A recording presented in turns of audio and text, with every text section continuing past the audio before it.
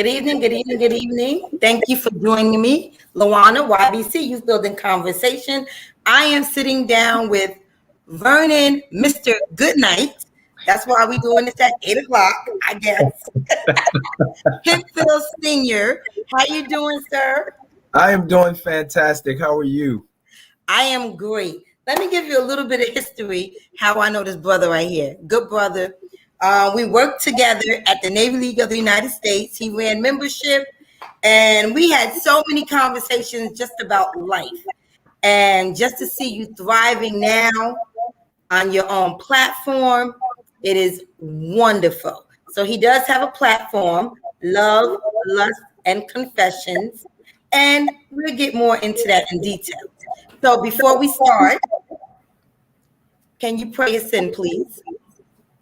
Absolutely.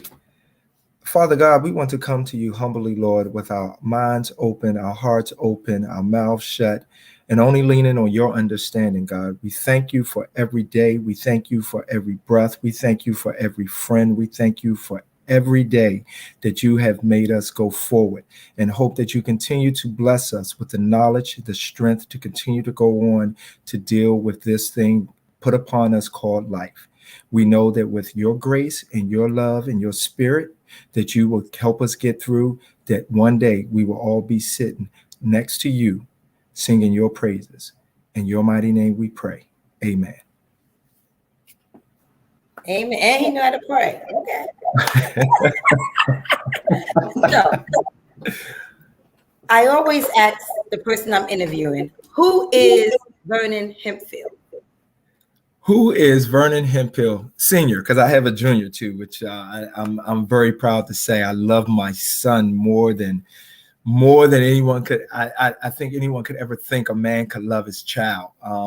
But Vernon Hemphill Senior, I am a man that is flawed in a lot of ways, but I'm also a man that I don't sit on those flaws.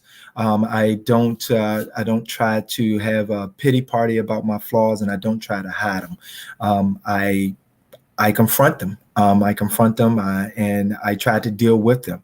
Sometimes a lot of people will say you're flawed with this and you're flawed with that, and I'll sit there and I'll deny it because I know me better than anyone else. But at the same time, when the truth is out there and it's out there, then I take ownership of that and say, yes, this is something that I think I need to fix, something I need to correct within myself, especially if it's something that I know that I don't like that other people are seeing.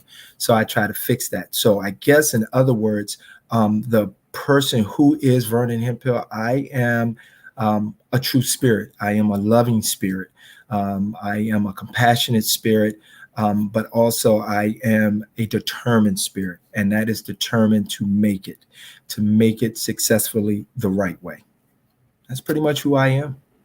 Okay. So what makes Vernon Hemphill Senior special? Honestly, I can tell you the one thing that makes me special, and a lot of people probably have this speciality about themselves too. But what really makes me special is my heart. I have my mother's heart. My mother is just a very kind and loving woman. Once again, she's flawed too, because sometimes my mother and I, we get into these disagreements about stuff, and I'm like, whatever. But she's still mom, so pretty much I try to hold my own until she's like, boys, shut up and sit down. Then I'm like, okay. So I have to do that with mom. But I have my mother's heart. My mother made me understand that without your heart, you're really not going to have anything. Now, my biggest problem is probably because I wear my heart on my sleeve so much. But my mother has taught me to love. She taught me what love is about. She also taught me what love is not as well. But that is probably my biggest attribute, and that is probably what all of me is summed up, is that when you look at me, you see my heart. I'm always trying to help someone succeed. I'm always trying to help someone get up to the next level, even if it's someone that I don't know. And I say that just for people on the street. I don't know him from Adam, but if I can help out my fellow man, especially my fellow Black man, I'm always for trying to help elevate them and help them get to the next level where they need to be. Okay. So I always ask, how has the pandemic changed your perspective on life? Wow. The pandemic has actually really, when you say change, it has literally changed. It has made me do a complete 180 on the way that I saw things in life. You know, I've always appreciated life, but the pandemic, it hit me personally a few months back. I actually had COVID, and if you don't mind, I'll share the story of what happened, if that's okay. But Please. I actually had COVID, and I wasn't aware that I had it because I never lost my sense of taste or smell. I just got really, really tired, and I had this cough that I couldn't get rid of. So I thought maybe it was just, the season was changing. It was early April. I just really thought that maybe I was just having sinus problems and everything and all. And then I just lost my appetite. I didn't want to eat anything. I kept buying food and I would buy it and then I would bite into it and just be like, I don't even want this. And I just put it up on my counter and I was just tired. I was just like drained emotionally, physically. I didn't have anything in me, but I said I was still working. We had our conference going on and it was going into the virtual mode. So I was in a lot of late night meetings and I would be sitting there on Zoom calls and I would have to cut my camera off because I wanted to get a jacket and put it on because I was go through these cold spells, these chills and having and everything and all. But then that Saturday came where I had to do my show. And so I found the energy to muster up to go out and I did my show. And that was a show that was really wild because my mother, she listens to my show sometimes. Sometimes for some of the topics, like I say, Mom, I don't think you want to listen to this show tonight. This one is and then I'll tell her what the topic is. She'll be like, yeah, I passed. But my mother, she's very supportive of me and she listens to my show. But she listened to that show that night. And I mean, I actually did the show normally instead of sitting at my desk with my co-hostesses, I did my show from the couch. I actually just said, I just need to lay down. And I was yelling across the room. And then I would get up and go to the mic for stuff. And I'm like, I got to lay back down. And it just really took a drain out of me to finally, when I went home, I came home that Saturday night and I literally laid on the couch until Monday morning. I never got up. From Saturday night to Monday morning, I just laid there and I kept grasping for air anytime I could get some air. Still never thinking that I had COVID because I was like, where have I been that I could have had it? And then that Monday morning when I got ready to go to work, I was like, you know what? I know my doctor doesn't normally see people without an appointment, but they're going to see me. I was like, so I mustered the strength. I go to the doctor's office. And when I get there, to make a long story short, my doctor just looked at me and just like, why are you breathing like that? And I was just like, I don't know. And I was just in a fetal position, just laid up on the bed there. And she just looked at me and said, no, call him an ambulance. He needs to go to the hospital now, ASAP. So when I get to the hospital, I get there, and of course, they've called the head and they got me in the back and they're running all these tests on me for like about an hour. I'm just going from this room to that room, and they just got me in a wheelchair and they're running me all this place. And then when I come into the room, the nurse there, he asked me, could I give him a urine sample? And I told him I don't really have to go to the bathroom, but I'll try. And I was able to give him one, and it was like totally brown. It was like somebody took the brown crayon and just colored it. And he told him to get an IV in there to me right away because I was just totally dehydrated. And they started putting oxygen tubes up my nose. And the doctor comes in and he says, okay, Mr. Hemphill, you tested positive for COVID. You have pneumonia. You have a blood clot on your lung and there's a blood clot in your leg. And I'm looking at him like, I'm pulling the thing down like, whoa, I think you're in the wrong room. I think you got the wrong, I just need some antibiotics and I'll just go home and sleep this off or whatever. And he was just like, no, I don't think you understand how sick you are. He was like, you're not leaving this hospital for at least a week. And I was like, what? And it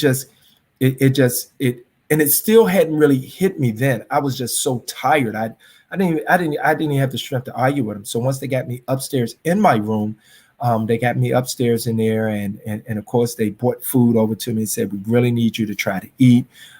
They asked me what was my weight. And the last time I checked my weight was maybe about 2 weeks before this. And I was weighing it like 196, 197.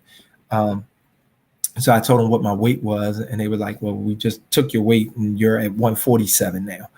And I was like, I've lost 50 pounds. And they were like, have you not looked in the mirror lately? And I went and I looked in the mirror, and I mean, literally, I didn't recognize myself. I had lost so much weight. I didn't even realize that I had lost all that weight. And so finally, when they got me into there, the nurse came in and they started hooking all these IVs up into me. And they came in and they gave me a shot in my stomach and said I had to get 2 shots a day in my stomach. And when they left me there, I was just like, wow, all I could do was cry, because after they left me there, they said, please try to eat. And they closed the door, and I just had the light from the TV shining on me. And I just cried, because I was just like, oh God, I didn't want to die in this hospital alone. I didn't want to, be without my family. And it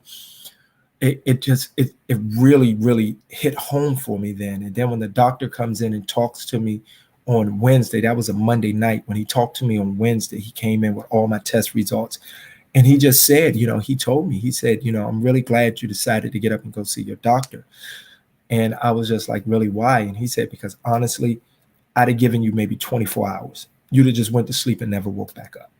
He said my test results was just that bad with the clot, the way it was growing on my lungs and all.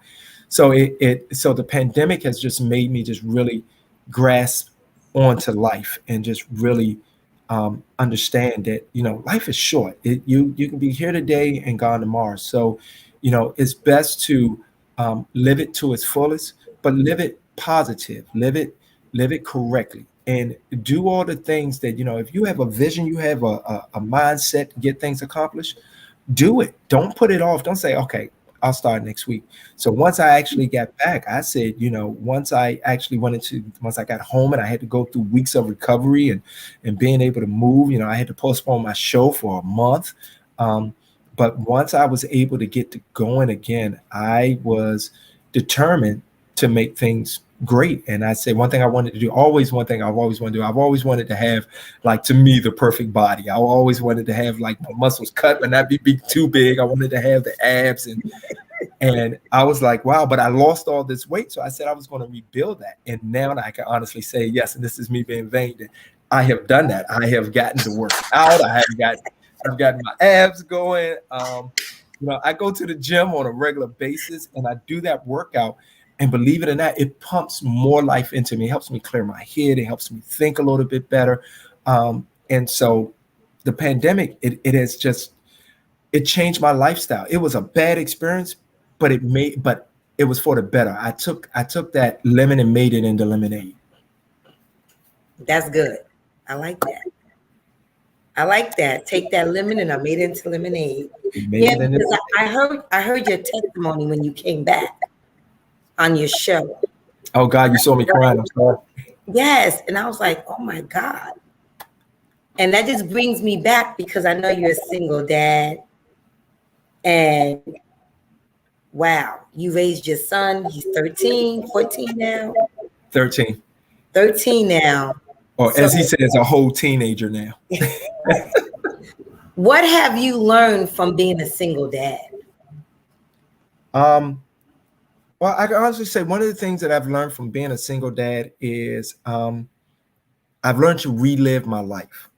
I've learned to look at myself a little bit closer through my son's eyes. One thing that I try to do now more than anything is that when I'm doing something, whether it's good or bad, I always try to remember who's looking at me, who's watching me. I got the man upstairs watching me, and I got the little man down here looking up at me. And I have to make sure that I'm evenly yoked in both of their eyesights. So that's one of the things that I try to do. And foremost is that I try to continue to teach him not to make the same mistakes I did. I try to teach him, protect your credit, protect, your word is your bond. You can lose everything, but your word and what you do, your actions, is how people will always judge you. So that's how I try to raise my son. Great. Okay. So now we know. So what do you do during the day? What is your day job? So my day job is I'm the director of membership for the American Society of Addiction Medicine. And that's what I do. I run the membership department and making the membership grow, developing new member benefits, making sure that our members' needs are being met. But most of all, recruiting members into the organization, helping the doctors that are out there treating addiction and saving lives, helping them understand that we have the tools and the resources they need to continue to do that. And of course, there's me, I'm always about the money. I'm always about the money, but I also want to let them know what bang they get for their buck, and being able to do that. So, and actually, I can honestly say, being in this career, I've worked for other medical associations before, the American Chiropractic Association, but actually dealing with this particular association and treating addiction has touched my heart so much. I thought that I always knew when someone when someone was an addict, when someone had an issue, when someone had a problem. I really thought that, I can help them and just say, hey, man, you need to cut this out. But it's so much deeper than that. Addiction is something that's triggered off of the brain. And a lot of people don't seem to understand that. Two things that trigger addiction is what's triggered off of the brain, but then also what's triggered into your emotions and your soul. Because a lot of people, they turn to drugs and alcohol to help heal the wound, to help heal a internal wound that's going on inside with them, whether it's a death or whether it's a breakup in a relationship or whatever. But there are people out there that I want to say, if anyone is or know of anyone that's fighting some type of addiction, there are people out there that can help you. You're not in that battle alone. So please don't ever think. I don't want anyone to ever think, well, I'm most guys, I'm a man. I can handle this myself. I can do that. No, everyone needs help every time, every way. Even Mr. Goodnight, as strong as I am, as positive as I am, I need help also. Like I say, I'm flawed. I know I'm flawed in areas, but I'm not too man or too macho or too proud to be able to say I need help. Awesome. So that's your daytime job. So that's my daytime job. So how did you get to be a radio personality, Mr. Goodnight? Where did that come from? Like, where did that come from? Okay, I'm going to share a secret with everybody that's probably not really a secret, but I'm a big Prince fan. Okay, I love Prince. I love Prince music. There is never an emotion, a time, a period, a feeling that I love music, but Prince is the ultimate, and his music is like, it's always speaking to me. And so some people might not know, I have a band also called 3121, named after a Prince song as well. But I am, and that's another gift from my mother, is the love of music. And so what transpired there is that I was talking to somebody before, and they just turned around. I was like, wow, dude, you should really have your own radio show, to give out some of this advice, because you give pretty good advice. And I was like, nah, I probably wouldn't be good on radio. And about a week later, he introduced me to a person that owned an internet radio station. And he was like, I was telling him about you, and you should. And so when me and the guy got to talking, he was like, you should definitely have a show. You should. And I was like, okay, maybe I will give it a shot. Maybe I will take a stab at it and see if I can be a radio personality. He's like, but you got to come up with a name. And Prince has a song called Mr. Goodnight, and I love the song. I love the beat. It's a very relaxing and smooth song. And I was like, not only am I going to go with the name Mr. Goodnight, but I'm going to use that as my theme song. Like when the Quiet Storm come on, they play that song, and then before the show and after the show, that's what happens for mine. I play Mr. Goodnight. I have my own theme music, and I play that. And people just love it. So people know that when they hear that music, oh, show ready to come on.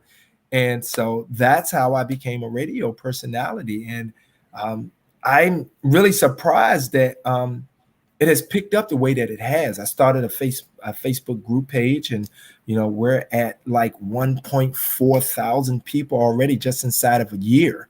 And actually my ratings have been like really, really good. And my show is reaching people internationally. So I have people that send me messages all the time, from overseas. I have people here locally that's in the state that just really, I don't want to say sing my praises because I don't want to sing like I'm being conceited, but they really thank me and say that a lot of my topics and a lot of stuff that I've said have helped save their marriage, has helped save their relationships. They never knew that their wife or their husband was feeling a certain way, and things have gotten a lot better. And also, I am really, really thankful that God has blessed me with this talent. And one thing that I just recently shared on my show that I'll tell to anybody is that if you have a talent that God has actually put upon you and for you to do, and you're not doing it, then shame on you, because God has given you that talent to share with the world. And if you don't, not too long, God is going to take that talent back away from you because you're not doing it and lifting it to the glory that He's asked you to do in it. So, amen. Pass the plate.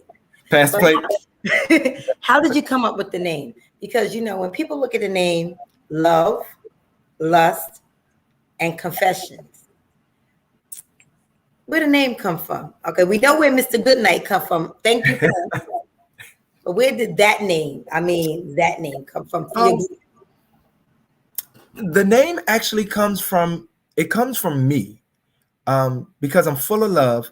I'm always searching for love. I am a hopeless. Okay, yeah, you do know that part about me. I have always been searching for love. I really think that right now I'm at the point where I think I'm just destined to be by myself, because for some odd reason I can't find anybody to love me the way that I want to be loved. But that's where the love part. Sidebar, ladies. That was a sidebar right there. No, ladies out there. But it's and then the lust comes from all the things that were in life when I was developing this, is because I was a very lustful person at one point when it came to women. Once again, ladies, I'm not that way now, but I'm gonna throw myself out there because, like I say, I try to be very transparent. I'm good at lovemaking. I know what I'm doing when it comes to that. But in doing it, I was more so looking to satisfy and please myself versus than pleasing my partner that I was with. And that's where that comes from. And then the confessions is, as I continue to grow, there are things that I had to confess about myself. I had to come up and I had to, let it be known that I'm flawed with this, and I'm doing this wrong, I'm doing that wrong. So many people, everybody wants to hear all the things that they're doing right, but nobody ever wants to hear the things that you're doing wrong. And so I had to learn to confess that about myself, what was wrong with me. Put it together, and you got love, lust, and confessions. Wow. Awesome. So what has been some of the obstacles that you have faced in your journey called life? I would probably say my biggest obstacle has been me. And I say that on a couple of levels. One, my biggest obstacle has been me is because I'm a business major. I know how to make companies buku money, but I had to stop and think, how do I turn that around for me? How do I turn around and make that so that I'm making money for myself instead of making everybody else rich? And so I come up with these great ideas, and I come up with things that, that I can develop and I can make happen.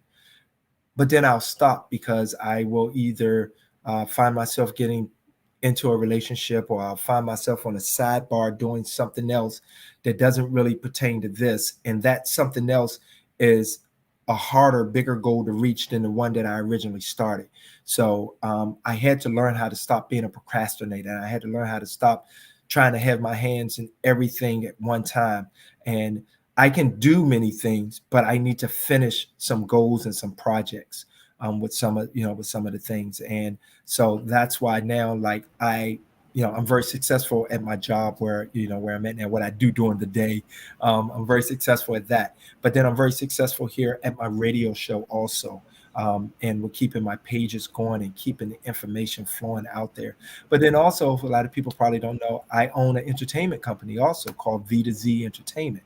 So I do that as well. So I do kids' birthday parties. I'm Iron Man, Batman, Captain America, Spider-Man, Darth Vader. I have moon bounces. I have popcorn machines. I DJ.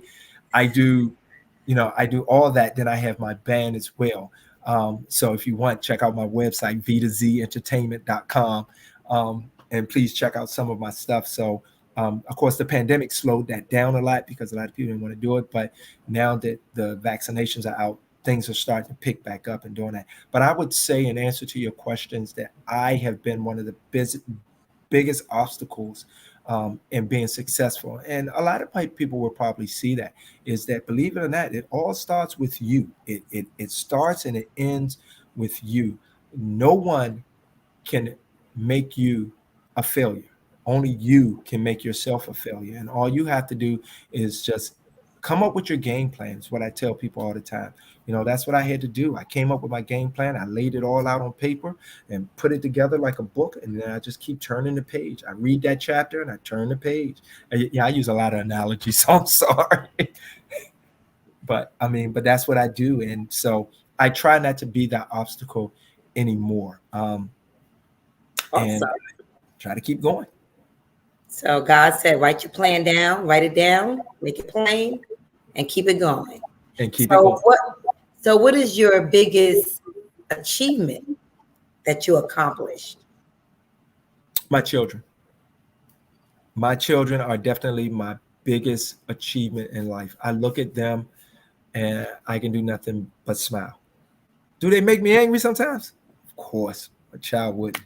But overall, I look at my children and all I can do is just smile. And, I have 3 daughters and 1 son, and my son, Vernon Jr. being the youngest. That's the one that I'm with alone, and so he just makes me smile. Sometimes he makes me so angry, but then sometimes he just makes me smile, and he'll call me out on different things sometimes. And he takes things so literally sometimes, when you say stuff, and it just makes you stop and laugh, and so he is my true blessing from God. When I asked, I had 3 daughters, I love them dearly, always about them, but I was like, God, I want to have a son. I want to have a son. And boom. And then that's what I got. I got a son. And that's my blessing. Yes. And it's so fun. I'm going to tell a little quick story. Sure. Because when we worked together, like I said, Vernon Jr., he was younger. And you know how women, we have to rush out to go pick up our kids and make sure we get our kids from school and daycare. Well, that's what he was doing. You remember that? And it was like, Q1, I gotta go because I gotta go pick up Vernon Jr. And I gotta, but it was just like, wow, to see a dude doing the same thing that we do as moms. But he'd be uptight. I hope I get there. And then sometimes he would be catching the train to catch the bus to get his son. They got to catch the bus back. And you was working the second job at the bowling alley. And then you have to make sure he eat, do his homework. Then he got to go to the bowling alley. And when I tell you, he was on his grind. And never once did I ever hear you complain. No, it was my responsibility as his dad. I had to do. He never complained. Whereas, sometimes moms, we don't complain, but we be like, okay, we a little bit tired, we would, but you never complain. I never will. I am family oriented. That is, that's the one thing that I can honestly say, if there are any regrets that I have right now, and that's the one regret that I have that right now, I want to have my own family. And I mean, not just me and my son, but I want to have my family, a wife, and I want to have kids, and I want to have grandkids, and because I got a birthday coming up tomorrow. getting old. But I mean, but that's what I want. Most people be like, man, I don't want no grandkids. I don't want to. No, I want that. I want kids crawling over me, pop this and granddad, dad, and everything, because I come from that type of family. And my grandfather, that's how he was, and that's how he instilled in me. So I mean, I come from that family oriented part. So he was my son. I needed to do these things. I had to work. I had to get things done. I had to keep meetings moving because I was like, look, at 4 o'clock, I have got to be out of here because I have to pick him up. Got to get him from school. Then I still got to get him fed. I got to get him to Taekwondo class. Then I still have to go do my part-time job tonight. So I was like, got to do it. Yes, but looking back, it all paid off. It has. It has. Just doing this grind, this journey. Would I change some things in it? Yes. Would I change any parts of being a parent in it? No. Awesome. So who is your mentor? Who do you look up to? Who do I look up to? Honestly, here on earth, who I look up to is my mother. My mother has been a true blessing to me. Like I said, we don't always see eye to eye. I know sometimes my mother might think that she's getting on my nerves because my mother moves a little bit slower now, and I'm like, Mom, come on. Well, I gotta realize you're a little bit older, so let me slow down. But my mother, and actually, I will share this fact with quite a few people that might not know. So I have adoptive parents also. So my biological mom is the one I was just talking about, and then my adoptive parents. Last name is McKinney, Carl and Paulette McKinney. Between the three of them and my upbringing, they are what you see here today. They are this finished product of what you see me now. Was I always this way when I was younger? No, I'm quite sure they all wanted to go upside my head and be like, man, what is wrong with you? But they stayed the course with me. They didn't give up. And that's one of the things that all three of them, especially my biological mom, Phyllis Hemphill, instilled in me, is that when you love somebody, you don't give up on them. You do not throw them to the wayside, especially if they're singing that they love you back in the same capacity. You continue to work. You work through it. And that's one of the messages I try to convey in Love, Lust, and Confessions as we're talking about relationships, is that you want to be with somebody that's going to sit there and going to say, hey, we're going to work through this problem. Even though it's a problem, even though you might have done such and such to offend this person or whatever, if that wasn't your intention to offend them, then apologize for it. But then y'all work through it together. And I think that a lot of times nowadays, that's not the case with relationships nowadays, because people are so quick to just throw things away. And so. Yeah. So what is next for Mr. Goodnight? What's next for Mr. Goodnight?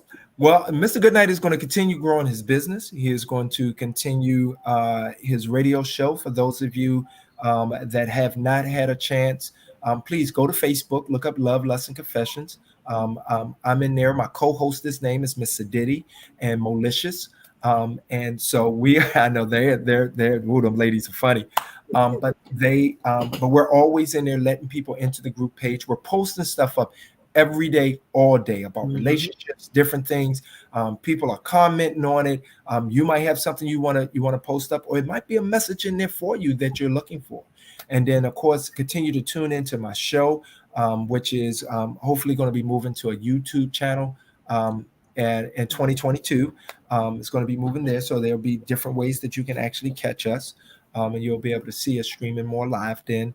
And then also is to continue to two things is one is to continue to grow my business. Of course, you also might not know I'm a 3rd-degree black belt in Taekwondo. I'll be testing for my 4th-degree black belt in December, which I will be then a master. And so I am looking to open up my own dojo so that I can continue to teach and teach classes and all. So that's coming in 2022 as well. But first then, well, I'm not gonna say first and foremost, but one of the main things that I am is that I almost was at the point where I was just about ready to really give up on it. But I'm looking for my queen. I'm looking for my queen that I can love and build and share life with. So those are the things that are in the that are in the works, that are in the making for Vernon, Mr. Goodnight Hemphill Sr. Okay. So just make sure you give everybody your handles, how they can follow you, follow all your websites, your pages, Instagram, and then just make sure you send it over to me so I can upload it.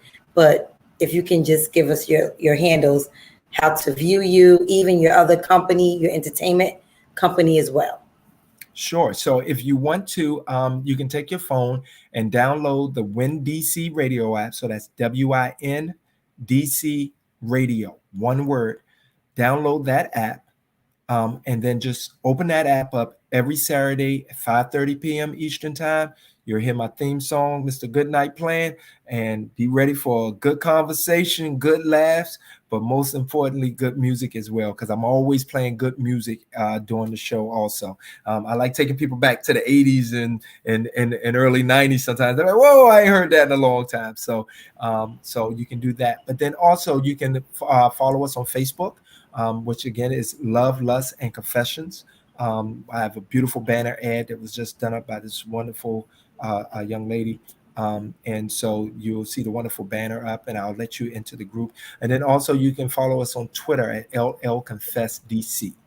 And then finally, I'll send you this one as well, is if you want to look for getting entertainment for kids' birthday party, anything, just go to V to Z. That's V, the number 2, Z, entertainment.com. Okay. Where did you come up with that name? That name came up as I was developing that company. I was in a relationship with a young lady who had a son, and his name started with a Z. Yeah. And I thought she and I were going to be together for a long time, because this little boy, I mean, a lot of people really were around us, and they were like, when they would find out, I'd be like, well, he's not biologically my son. And they'd be like, what? And I'd be like, no. And they'd be like, the relationship y'all have and the way that you take care of him and do this, they were like, I thought both of those kids were biologically yours, and the way they act like brothers, because that's the way I wanted to bring them up. Because I have a brother that is not biologically mine, Carl McKinney the second, that I love more than anything. And bro, he's a pilot, and he's been traveling internationally so much. And just remember, I hope you get to see this. I love you, and please be safe. You mean more to me than you can ever imagine. But I wanted them to grow up like that. So when I was coming up with a name for the company, I wanted to have this to be able to pass on to the both of them, which look like it's only going to go to Vernon Jr. now. But so I wanted to pass it on to the both of them. So I came up with V and the number 2 to Z. So from V to Z, I wanted to be from the beginning to the end. So, and that's how I came up with that for them. Oh, that's nice. We always said Vernon was soft, being cute. I'll be a soft Vernon. Y'all did used to say this, stop crying, Vernon. He's so sensitive. I told you, I have my mother's heart, man. I wear my heart is on my sleeve. I just can't. That's good. So if you can leave any comments, any words of encouragement to my young fellas that's going to view this, and my older fellas, I mean, that's going to view this interview, what would you say to them? Never give up. Never sell yourself short. Never ever think that there's anything that you cannot do. Always put your best foot forward. You lead by example. And just remember, when you get knocked down, you stand back up. You continue to fight. You continue to thrive. And you continue to do the thing that my mother tells me all the time. And believe it, I'm telling you, I promise you, it works. Pray. Continue to pray on whatever it is that you want to do, whatever it is that's bothering you, whatever it is that's not going your way. He might not come right then and there, but God is always on time. And remember, as I say in closing in every show and everything that I do and say, keep in mind, in this game of life, we playing chess, not checkers. Okay, birthday boy. That's right. Tomorrow's my birthday. We're going to say happy birthday to you. Thank you for coming on my platform. This was amazing. I enjoyed your story. I mean, even though we haven't seen each other in what, a couple of years, you're right. I still follow you, seeing you doing your thing. And I was like, yo, I have to have him on my platform. But it's just good to see that everything is coming in full circle for you and your family. But I pray that you have a great birthday. I pray that everything you put in the atmosphere for your next, God has it coming to you, even a bride. But yeah, I think Q is on here because someone said we did, and they started laughing. So I'm not sure if that's Q or not, but hey Q, if that's you. She's like, we did. Yeah, we did. We used to call him so. But yes, but thank you so much. Thank you. And look, guys, I'm gonna tell you, his group is fun. They post so much stuff. I be like, oh, that's a repost. I gotta post that. And sometimes I do, and sometimes I don't. But the information is great. The conversation is great. It seemed like you and your co-host, you have a good dynamic. Yes. And the conversation is awesome. So big up to the women, to the two women that's sitting right next, that's sitting right next to you, holding you down on your show. Big up to them. I wish they were somewhere around and say, hey, but right. But thank you. But guys, make sure you follow him and go to his entertainment website as well. I gotta hear the band. Now I didn't know you was in a band. What you sing? Yeah. You sing? Actually, I do. I sing. I play guitar as well. And if you want to check out some of my band stuff, just go to YouTube and look up my band on YouTube. It's 3121, and just put a dot between each number. So it's 3.1.2.1. And then you can put featuring V, or put just put it in like that, and you'll see some of my stuff come up, and you'll see me performing some Prince songs. Okay. All right. Great. So do you have any questions for me before we say good night? No, I just want to tell your fans I appreciate each and every one of you, and I appreciate everything that you're doing to support Luana and what she's doing. And remember, as much as you get, make sure you give back. Amen. And saying that, we just gonna rock off with that. So thank you guys for joining. I know tonight was a little bit later than normal, but thank you for hanging in there with me. Vernon, make sure you stay on. See you next week. Have a good evening. Good night.